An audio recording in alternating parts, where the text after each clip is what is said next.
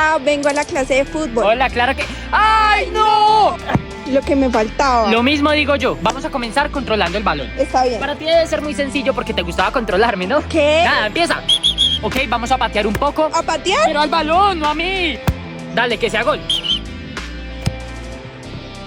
Es lo mejor que puedes hacer. Ok, te voy a enseñar una nueva técnica que se llama la barredora. ¿Estás lista? ¿Y cómo Es es? muy sencilla.